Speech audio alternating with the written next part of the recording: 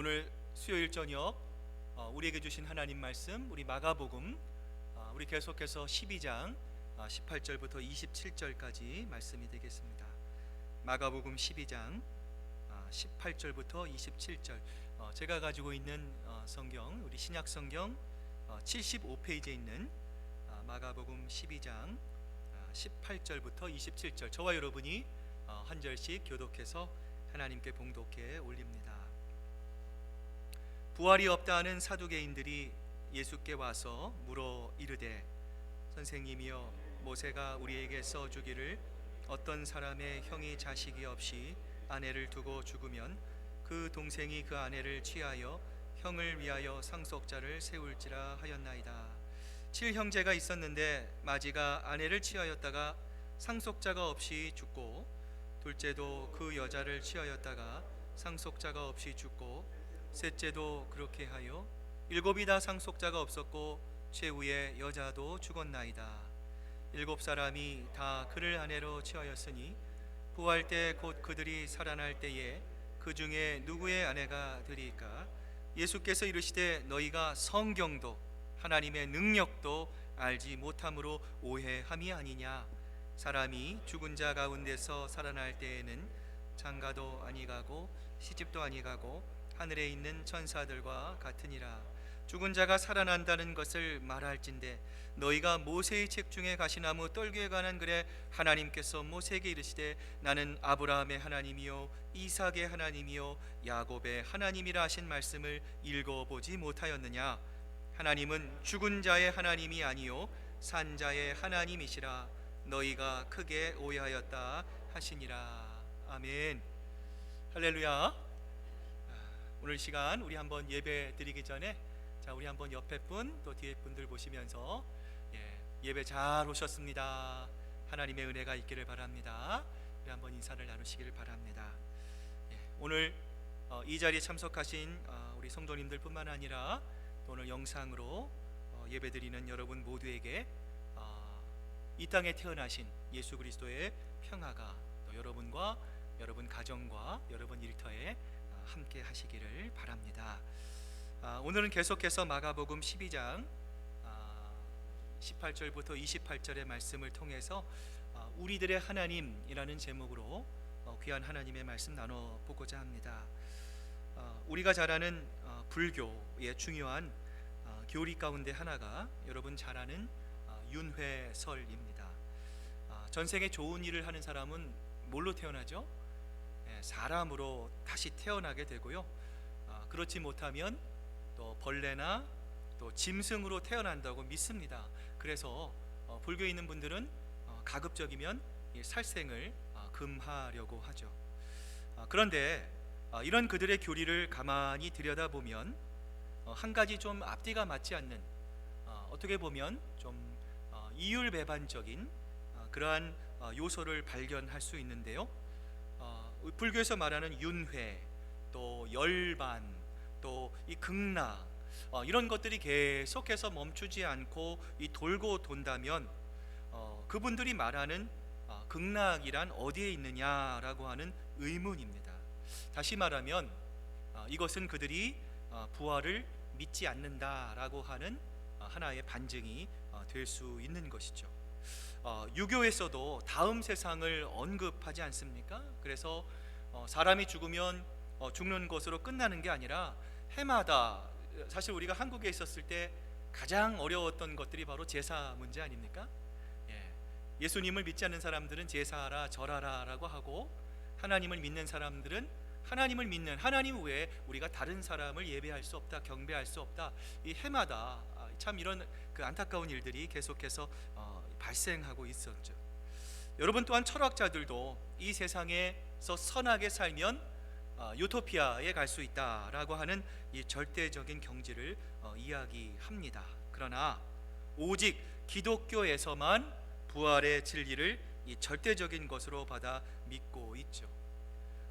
부활장으로 알려진 고린도전서 15장 14절부터 16절을 보면 사도 바울이 이렇게 고백합니다. 우리가 만약에 부활이 없다면 우리가 믿는 믿음, 또 우리가 전하는 이 복음이 다 헛된 것이라고 말하고 있고요, 급기야는 이 부활이 만약에 없다면 예수 그리스도의 부활도 없었을 것이다. 사도 바울은 우리들에게 이야기를 합니다. 여러분, 참 중요한 것이죠. 우리가 신앙인으로서 또 우리가 거듭난 이후에 또 예수 그리스도를 나의 구주와 주님으로 영접한 이후에 우리가 신앙생활을 할 때 가장 중요한 것들, 또 우리의 그 믿음 가운데 우리가 믿어 의심치 않아야 할 한 가지 사실이 있다면 여러분, 그것이 무엇입니까? 그것은 바로 부활입니다. 예수 그리스도께서 부활하신 것과 같이 우리 모두도 부활해서 예수님이 예비하고 계신 그 처소에서 언젠가 영원히 영생을 누리게 될 것이라는 사실, 자, 이것을 우리가 잊지 말고 기억해야 할 한 가지 중요한 사실입니다. 자, 이러한 배경을 가지고 오늘 본문을 좀 살펴보고자 하는데요. 자, 오늘 이 본문이 쓰여질 당시에 여러분, 지난 1년간의 마가복음 강해를 통해서 여러분 쭉 들으신 분들은 아시겠지만 유대교의 세 그룹의 대표적인 유대인 그룹들이 있었죠. 첫 번째가 여러분 어떤 그룹인지 아시겠습니까? 우리가 너무나 잘 아는 이 바리새인들, 바리새파가 있었고요. 두 번째로 이 에세네파라고 하는 사람들이 있었어요. 자, 그리고 세 번째 이 그룹이 오늘 본문에 나오는 이 사두개인, 또 이 사두개파라고 하는 사람들입니다. 예전에 모세의 이 제사장이었던 이 사독이라고 하는 이름을 따서 그들이 이 사독의 후예라고 해석을 하는 학자들도 있는데요.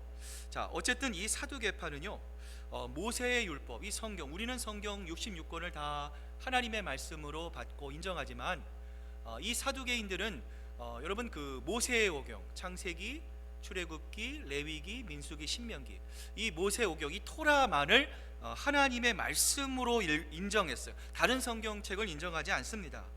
열심히 이 책만 읽었고요. 또한 이들은 로마의 특권과 결탁해서 그 당시 굉장히 많은 부와 권력을 이들이 누리고 있었어요. 이것 때문인지는 몰라도 결국 그들은 지극히 이 세속적이고 아주 그 현실주의적인 관점을 가지기 시작하면서 하나님을 그들이 믿기는 믿었습니다. 그런데 참 이상한 거는요, 하나님을 알고 하나님을 믿으면서도 부활을 믿지 않는, 부활을 포기하는 참 기형적인 신앙, 이율배반적인 신앙을 이 사두개인들이 가지고 있게 되는 거죠. 자, 여러분, 오늘 이 말씀을 보면서 제가 이 말씀 시작하기 전에 여러분에게 이 부활 신앙의 중요성을 말씀드렸습니다. 혹시라도 여러분 말씀을 들으시면서 내가 교회를 다니고 내가 임직을 받고 내가 신앙생활을 하고 하나님을 알지만 혹시라도 내가 내 마음속에 이 부활에 대한 의심이 있는가, 여러분 우리의 마음을 여러분 한번 좀 살피면서 오늘 말씀 함께 나눠보고자 합니다. 자, 이들은 부활을 믿지 않았습니다. 자, 그래서 오늘 본문은 자, 무엇으로 시작합니까? 부활이 없다 하는 사두개인들이라고 하는 말로 오늘 본문의 말씀이 시작이 되고 있어요. 자, 이랬던 그들이, 자, 지난주 여러분 우리가 어떤 말씀을 살펴봤습니까? 세금의 문제로 예수님을 참 어려움과 또 곤경에 빠뜨리려고 했던 이 바리새인들과 헤롯 당이 있었죠. 자, 그들에 이어서 자, 이번에는 이 사두개인들이 이 부활의 문제로 예수님을 난처하게 만들려고 하고 있어요. 자, 그들이 자, 예수님께 이게 다가와서 자, 질문한 내용이 오늘 본문 19절부터 23절에 보면 나와 있는데요. 자, 그들이 예수님께 어떠한 질문을 했는지요, 우리 한번 앞을 보면서 같이 한번 읽어 보겠습니다. 시작. 선생님, 모세가 우리에게 써주기를 어떤 사람의 형이 자식이 없이 아내만 남겨두고 죽으면 그 동생이 그 형수를 맞아들여서 그의 형에게 대를 이을 자식을 낳아주어야 한다 하였습니다. 형제가 7이었습니다. 그런데 마지가 아내를 얻었는데 죽을 때에 자식을 남기지 못하였습니다. 그리하여 둘째가 그 형수를 맞아들였는데 그도 또한 자식을 남기지 못하고 죽고 셋째도 그러하였습니다. 7이 모두 자식을 두지 못하였습니다. 맨 마지막으로 그 여자도 죽었습니다. 그들이 살아날 부활 때에 그 여자는 그들 가운데 누구의 아내가 되겠습니까? 7이 모두 그 여자를 아내로 맞아들였으니 말입니다. 자, 여러분, 이 말씀을 보면 굉장히 이 복잡한 내용 같은데요. 간단히 말해 이스라엘의 전통적으로 내려오는 계대 혼인법이라고 하는 것을 설명하고 있습니다.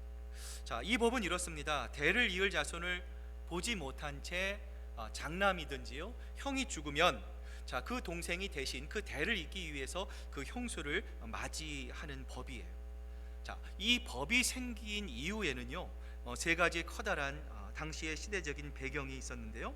자, 첫 번째 이유는요 집안의 대가 끊기는 것을 막기 위한 법이 바로 이 계대 혼인법이었습니다.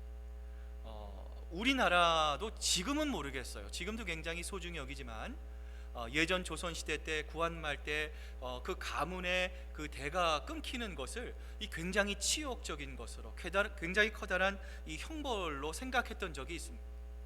우리나라와 마찬가지로 이스라엘 사람들도요 이 자기의 대가 끊기는 것을 엄청난 이 저주 또 형벌로 생각을 했어요. 여러분, 그 이유가 창세기 3장에 나와 있습니다. 창세기 3장에 아담과 하와가 하나님께 범죄하죠. 하나님으로부터 형벌을 받습니다. 그런데 하나님의 형벌과 동시에 하나님의 축복이 창세기 3장에 동시에 나와 있죠. 하나님께서 아담과 하와에게 어떤 축복을 주셨습니까? 너희들이 낳게 될 후손들, 특별히 여인의 후손을 통해서 누가 오게 된다라는 거예요? 메시아가 너희에게 있게 될 것이다 라는 거예요. 이스라엘 백성들은 이것을 믿었어요. 자신들이야말로 하나님이 자신을 택한 선민이다 이렇게 생각했습니다. 어떻게 해서든지요 그들은요 대를 잇기 위해 노력했는데 그 이유가 여러분 뭔지 아십니까? 어떤 가문에서 그리스도가 메시아가 태어날지를 알지 못했기 때문에 그들은요 정말 목숨을 걸고 자신의 대를 잇기 위해서 노력했어요. 이처럼 대를 이어가며 곧 오실 그 메시아를 기다리는 그들의 갈망이 여러분 시편 127편 3절부터 5절을 보면은요 이렇게 기록이 되어 있어요. 보라, 자식들은 여호와의 기업이요 태의 열매는 그의 상급이로다. 젊은 자의 자식은 장사의 수중에 화살 같으니 이것이 그의 화살통에 가득한 자는 복되도다. 시편 기자조차도 이러한 이 대를 잇는 그들의 모습을 기록할 정도로 이스라엘 백성들은요 이 대를 잇는 것을 너무나 소중하게 생각했던 것이죠. 자, 두 번째로 이 계대 혼인법은요 이스라엘 여성이 이방 사람과 결혼하는 것을 막기 위한 법이었습니다. 만약에 한 여성이 남편을 잃으면 여러분 지금도 마찬가지지만 이 과거에는요 정말 그 생활이 어려워질 수밖에 없는 거죠. 이 살아갈 길이 막막해질 수밖에 없는 거죠. 그러다 보니 먹고 살기 위해 그 이방 남자에게 그 시집 가는 것을 방지하기 차원에서 이스라엘 백성들은요 이 계대 혼인법을 만들어 이 남편의 집안에서 이 여성들을 보호하게 했던 것이죠. 자, 세 번째 이유는요 집안의 재산이 외부로 유출되는 것을 방지하기 위한 법이 바로 이 계대 혼인법이었습니다. 당시 이스라엘 남자들은 모두 이 자기에게 내려오는 일정한 자신의 분깃을 상속받았습니다. 자, 그런데 그럼에도 불구하고 만약 그가 자식을 돌보지 않고 죽을 경우에 그 재산은 모두 다 이 아내의 것, 이 부인의 것이 됩니다. 자, 그래서 이 계대 혼인법을 만들어 이 집안의 재산을 보호하려고 했던 것인데요. 여러분 성경에 보면 이 법에 의해서 결혼한 사람이 등장하죠. 우리가 잘 아는 구약의 바로 이 롯이 대표적인 여성입니다. 이 법의 근거에서 롯은 이 나오미 남편의 가장 가까운 친족이었던 누구입니까? 보아스와 결혼함을 통해서 이제 그 유업을 이방인이 아닌 자신의 그 계보로 이어갈 수 있게 되었던 것이죠. 자, 그런데 이런 법을 근거로 사도개인들은 어떻습니까? 이 바리새인과 헤롯 당과 마찬가지로 그 예수님께 트집을 잡기 위해서 예수님께 이렇게 질문합니다. 계대 혼인법으로 여러 번 결혼한 여자가 죽을 경우에 훗날 그녀가 부활할 때 그녀는 과연 누구의 아내가 되겠습니까? 이 사두개인들이 예수님을 향해 이렇게 질문을 합니다. 자, 그때 그 질문을 들으신 예수님께서 오늘 본문 24절에 보면 뭐라고 대답하시죠? 예수께서 이르시되 너희가 성경도 하나님의 능력도 알지 못함으로 오해함이 아니냐. 하나님은 그들에게 말씀하십니다. 자, 여러분 이 말씀을 한번 자세히 보십시오. 자, 예수님께서 이 사두개인들에게 뭐라고 말씀하시죠? 너희가 모세의 율법도라고 말씀하시지 않죠. 대신에 예수님은 뭐라고 말씀하십니까? 성경이라고 말씀하세요. 자, 이 사두개인들은요 성경을 믿지 않았어요. 오직 모세의 오경만이 진리라고 믿었어요. 그런데 예수님은 그들이 그토록 신봉하는 모세 오경이라 말씀하시지 않고 성경도 너희들이 하나님을 믿지 않는다라고 분명히 말씀하셨어요. 자, 그러면서 예수님은요 그들이 가지고 있는 두 가지의 중대한 문제점을 지적하셨는데요. 자, 첫 번째 사두개인들의 문제는 무엇입니까? 그들이 성경을 아는 지식에 있어서 너무나 무지했다라는 것입니다. 여러분, 우리가 사는 이 세상을 여러분 한번 살펴보시길 바랍니다. 이 땅에 수없이 많은 교회들이 있습니다. 여러분, 지금은 좀 줄어들었지만 여러분 예전만 해도 마트에 가면은요 여러분 각 교회의 그 목사님들의 그 설교 CD가 그냥 계속해서 이렇게 쌓여 있고요. 여러분 케이블 TV를 틀면 정말 유명한 목사님, 저명한 목사님, 훌륭한 목사님들의 그 명설교를 하루 24시간 얼마든지 들을 수가 있습니다. 말 그대로 우리는요 말씀의 홍수 시대에 살고 있어요. 자, 그런데 정말 중요한 하나님의 말씀을 그 말씀의 홍수 시대에 살고 있지만 우리는 얼마만큼 하나님의 말씀을 제대로 알고 있느냐라는 거예요. 여러분, 이 세상에 정말 하나님에 대해서, 예수님에 대해서 정말 많이 알 것 같지만 여러분 실상은요 정말 무지한 관계로 다양한 신앙의 컬러를 가지고 있는 이단들을 우리가 볼 수 있어요. 여러분, 대표적으로 이 중생에 대한 거듭남은 중요하지만 그것을 너무 강조하는 거예요. 특별한 체험을 가져야 구원받는다라고 하는 구원파의 사람들이 있고요. 우리가 너무나 잘 아는 14만 4천의 무리 속에 들어가야만 구원받는다라고 하는 여러분 뭐가 있죠? 신천지가 있어요. 또한 지금도 유월절을 지켜야 하고 또 안식일을 지켜야 한다라고 하는 하나님의 교회 사람들, 또 안식교도들, 너무나 다양한 사람들이요 각자의 다양한 신앙의 컬러를 가지고 살아가고 있었어요. 여러분, 오늘 본문에도요 이 사도개인들 역시 이러한 부류의 사람들 가운데 하나였습니다. 그들이요 부활을 믿지 않는다고 했습니다. 자, 그들이 부활을 믿지 않은 가장 중요한 이유가 무엇입니까? 무엇에 집착했기 때문에 그래요? 율법에만 집착했어요.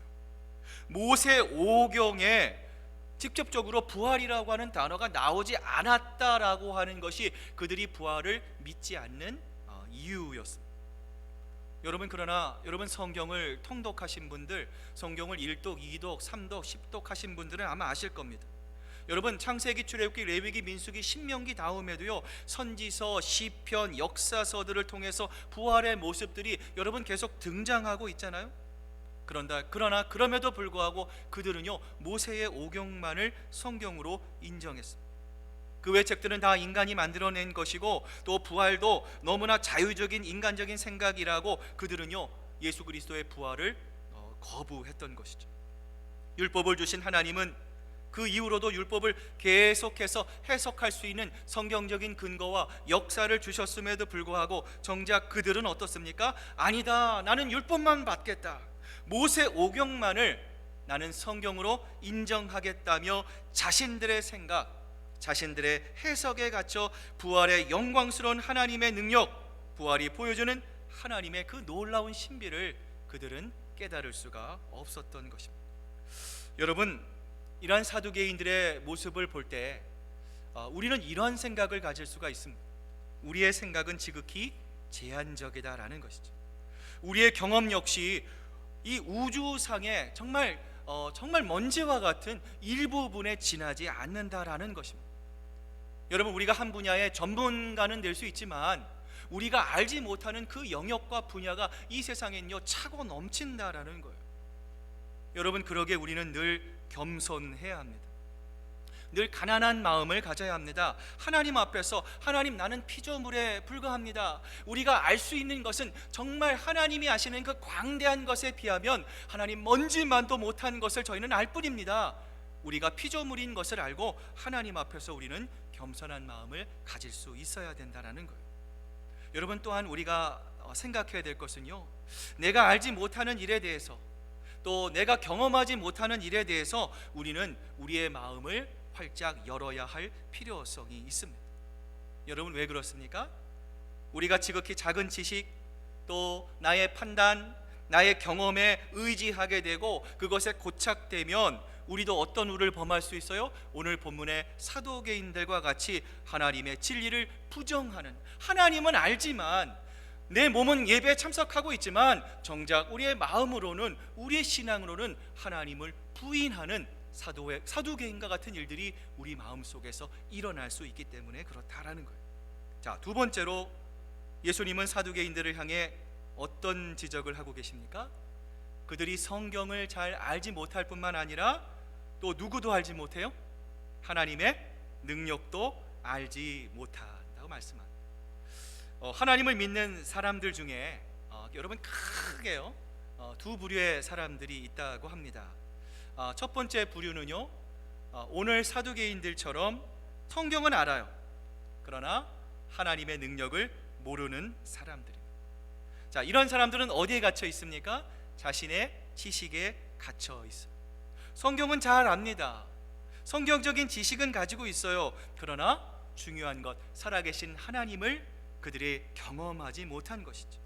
그들에게는 체험이 없는 것입니다. 그래서 지식에 갇혀져 있고요, 자신들의 지식이 모든 것의 기준이 되어서 살아가게 되는 것이죠. 자, 두 번째는요, 이번엔 반대이죠. 성경적인 지식은 아무것도 없어요. 그런데 무엇만 있어요? 자신의 이 체험만을 추구하는 사람들입니다. 성경에 대한 이 지식이 없이 여러분, 체험을 하게 되면 어떤 부작용이 있습니까? 내가 갖고 있는 체험만이 최고의 신앙이라고 생각을 합니다. 여러분, 뿐만 아니라 이런 자신들의 체험을 다른 사람들에게 어떻게 하죠? 강요할 수 있어요. 여러분, 이 체험이라는 것은요, 강요해서 된다라는 것이 아닙니다. 여러분, 신앙이 어린 사람을 우리가 보면 여러분 답답하죠? 아니, 당신은 왜 이렇게 예배도 안 드려요? 당신은 왜 이렇게 기도도 안 해요? 왜 하나님, 전능하신 하나님을 믿지 못해요? 당신은 왜 방언도 못해요? 여러분, 신앙이 어린 사람이 하루아침에 믿음에 장성한 사람이 될 수 없는 거죠. 보이지 않지만 차근차근 하나씩 하나님의 계획과 하나님의 뜻 안에서 그들이 하나님의 지혜와 하나님의 인품을 배워나가는 것이지요. 여러분, 내가 가지고 있는 경험을 여러분, 내가 절대적인 것이다 라고 생각해서 다른 사람을 가르치려고 해서는 안 된다라는 것이죠. 여러분, 그렇기에 우리에게 필요한 건강한 신앙생활은 무엇일까요? 성경도 알아야 되죠. 동시에 하나님의 능력도 알아야 됩니다. 하나님의 말씀을 통한 하나님의 건강한 체험을 분별하는 것, 그것을 통해서 우리가 더욱더 하나님께 가까이 나가는 것, 하나님의 마음을 기쁘시게 해드리는 것, 이것이 바로 살아있는 신앙이라는 것이죠. 여러분, 그런데 오늘 본문의 사두개인들은 어땠습니까? 그들은 성경도 몰랐어요. 체험도 없었어요. 당연히 하나님의 능력도 그들은 알 수 없었던 것이죠. 완전히 죽어있는 사람들이었습니다. 그리고 그들이 그토록 신봉하는 모세오경, 그 창세기의 1장 1절을 보면 여러분, 성경이 뭐라고 말씀하십니까? 태초에 하나님이 천지를 창조하시느니라. 여러분, 성경에 나와 있습니다. 그들이 그토록 열심히 공부하고 그들이 그토록 신봉했던 모세오경의 가장 중요한 창세기 1장 1절 말씀에 분명히 태초에 하나님이 천지를 창조하시느니라 말씀하셨음에도 불구하고 그들은요, 부활을 믿지 못했어요. 여러분, 다시 말하면 그들이 부활을 믿지 못했다라는 것은 결국 누구를 믿지 못한 것입니까? 맞습니다. 하나님을 믿지 못하는 거예요. 여러분, 이러한 이율배반적인 아이러니가 여러분, 사도개인들에게 일어날 수 있고요, 동시에 21세기를 살아가는 우리들에게도 일어날 수 있다라는 거예요. 그들은 하나님을 믿는다고 주장했어요. 여러분, 한번 생각해 보세요. 그들은 제사장의 일을 했습니다. 종교의식을 사람들 앞에서 여러분 긴 옷을 입고요, 또 긴 기도를 하면서요, 내가 당신들보다 더 많은 신앙의 지식을 갖고 있다 자랑하기도 했어요. 그런데 정작 그들에게는 부활 신앙이 없었어요. 가장 중요한 전지전능하신 하나님을 그들은 믿지 않은 것입니다. 만일 그들의 말대로 그들이 하나님을 안다면, 그들이 하나님을 믿었다면, 그들은 당연히 하나님의 능력을 믿어야 했습니다. 창세기 1장 1절의 말씀, 태초에 하나님이 천지를 창조하시느니라. 여러분, 여기서 말씀하시는 창조란 말은 어떤 말입니까? Creator ex nihilo, be out of nothing이에요. 여러분, 하나님은 있는 것에서 무엇을 만든 것이 아니에요. 발견하신 것이 아니에요. 완전히 nothing, 없는 거에서, 무에서 유를 창조하신 전지전능하신 하나님이시. 만약에 정말 이 모든 창조주 하나님을 그들이 정말 믿고 신뢰했다면, 죽은 자 하나 살리는 것이야 정말 하나님에게는요 어렵지 않은 일이라는 것을 그들은요 분명히 깨달을 수 있어요. 일본의 유명한 과학자요 신앙인이었던 우찌무라 간조라고 하는 분이 계십니다. 이분이 어느 날 캠퍼스에 어떤 대학생이 다가와 이 우찌무라 간조를 향해 이 대학생이 이렇게 질문을 합니다. 선생님, 저도 좀 성경을 믿고 싶은데요, 잘 안 믿어져요. 어떻게 예수님이 물 위를 걸어갈 수 있습니까? 아니, 어떻게 사람이 죽었다가 다시 살아날 수 있습니까? 부활할 수 있습니까? 다른 거는 다 믿겠는데요, 이것만 좀 빼놓고 믿으면 안 되겠습니까? 왜 이렇게 비이성적이고 비상식적인 것을 왜 강요하십니까? 이 대학생이 발칙하게 이 우찌무라 간조에게 이렇게 질문을 했어요. 그러자 이 우찌무라 간조가 웃으면서 이 학생에게 이렇게 말을 했다고 합니다. 학생, 창세기 1장 1절의 말씀을 압니까? 그 첫 번째 문장이 무엇이죠? 태초에 하나님이 천지를 창조하시느니라. 이 말씀 아닌가요? 하나님께서 천지를 창조하신 것, 무에서 유를 창조했다는 것, 그것이 기적이지요. 성경은 기적에서부터 시작됩니다. 그리고 학생, 성경의 맨 마지막 장의 줄을 아시나요? 마지막 절은 아멘 주 예수여 어서 오시옵소서, 주 예수의 은혜가 모든 자들에게 있을지어다 라는 말씀이죠. 예수님께서 언젠가 구름을 타시고 이 땅에 다시 재림하실 것이에요. 부활하셨고 승천하신 예수님, 역사 속에 다시 귀환하셔서 온 만물을 하나님의 말씀 가운데 심판하실 것입니다. 그것이 기적이죠. 초자연적인 사건이죠. 그래서 이 기적을 빼고 성경을 믿는다면 성경에 남는 것은 무엇밖에 없어요? 성경의 양쪽 겉표지만 남을 뿐입니다. 이 우찌무라 간조가 이 대학생에게 이렇게 이야기를 했다고 합니다. 여러분, 그런데 참으로 안타까운 것은요, 오늘 본문에 나오는 사두개인들은 이 사실을 알지 못했습니다. 여러분, 그러기에 그들은 성경을 믿지도 못했습니다. 나아가서 하나님의 능력도 그들이 못 믿는 어리석은 사람이 되어버리고 말았습니다. 여러분, 한번 생각해 보십시오. 그들은 예수님을 가장 잘 믿을 수 있는 위치에 있었어요. 여러분, 오늘 우리도 마찬가지입니다. 하나님의 말씀의 홍수 속에 살아갑니다. 저 북녘 땅의 동포들은 지금도 하나님의 말씀을 목숨을 내걸면서 성경을 읽고 하나님의 말씀을 읽습니다. 그렇기 때문에 그 하나님의 말씀의 한 절 한 절, 한 구절 한 구절, 한 말씀 한 말씀이 그들에겐 너무나 소중할 수밖에 없어요. 하지만 오늘 우리는 어떠느냐? 하나님의 말씀이 넘쳐나는 이 세상에, 평화로운 이 땅, 이 세상 전 세계 중에서도 가장 부유하게 사는 이 땅 미국에 살아가고 있는 오늘날 우리들의 신앙의 상태는 어떠냐라는 것. 오늘 사두개인들은 가장 예수님을 잘 믿을 수 있는 위치에 있었어요. 그러나 그들은요, 예수님을 믿지 않았습니다. 마치 예수님을 가장 잘 믿는 것처럼 가식적으로 살았어요. 여러분, 그들이 왜 그렇게 되었습니까? 그들이 정한 기준으로 제한을 가해서 예수님을 믿었기 때문에, 내가 정한 부분에서만 성경을 보고 내가 정한 기준에서만 하나님을 이해했기 때문이에요. 여러분, 오늘 우리도 우리의 마음을 넓힐 수 있어야 합니다. 고린도전서에 보면 사도 바울이 이 분쟁이 많고 서로 다툼이 많은 이 고린도 교회를 향해서 이렇게 간곡히 부탁합니다. 형제자매 여러분, 그리스도의 사랑으로 여러분을 권면합니다. 여러분의 마음을 넓히시기를 바랍니다.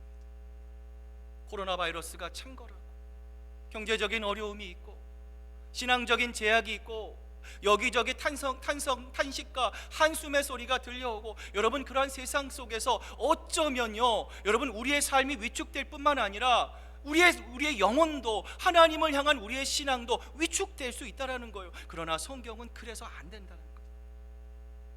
세상이 아무리 힘들고 어려운 상황 가운데 그 고난을 뛰어넘어서는 하나님을 바라보는 사람들이 바로 우리 그리스도인이라는 거예요.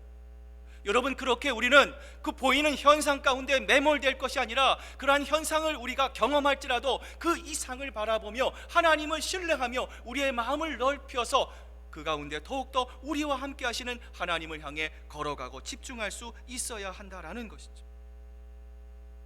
오늘 사두개인들이 그런 실수를 저질렀습니다. 우리가 알 수 있는 것은 요것뿐이야, 우리가 믿는 성경은 모세 오경뿐이야, 자신들이 정한 그 기준으로 하나님을 제한했기에 자기라는 테두리를 벗어나지 못하고 이 지경까지 오게 된 것입니다. 어쩜 이런 점에서 더 많은 사두개인들이 현대의 교회 안에 있을지 모릅니다. 오늘 하나님 앞에서 말씀을 대하는 우리들은 어떻습니까? 혹시라도 믿음의 방법을 내가 정해놓고 스스로 울타리를 치며 그 속에서 살아가는 것이 하나님을 기쁘시게 하는 삶, 그것이 바로 믿음이라고 착각하고 있지는 않습니까? 그러므로 우리는 끊임없이 말씀을 들어야 합니다. 믿음은 들음에서 난다고 했기 때문입니다.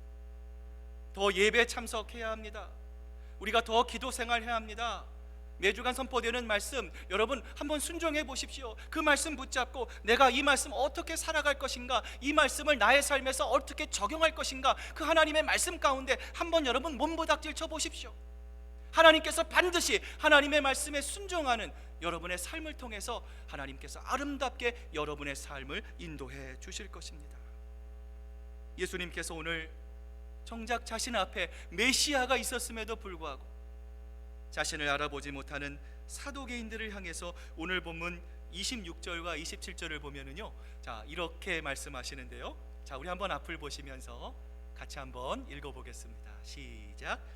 죽은 자가 사가란 난다는 것은 말할진대 너희가 모세의 책 중 가시나무 떨기에 관한 글에 하나님께서 모세에게 이르시되 나는 아브라함의 하나님이요 이삭의 하나님이요 야곱의 하나님이로라 하신 말씀을 읽어보지 못하였느냐?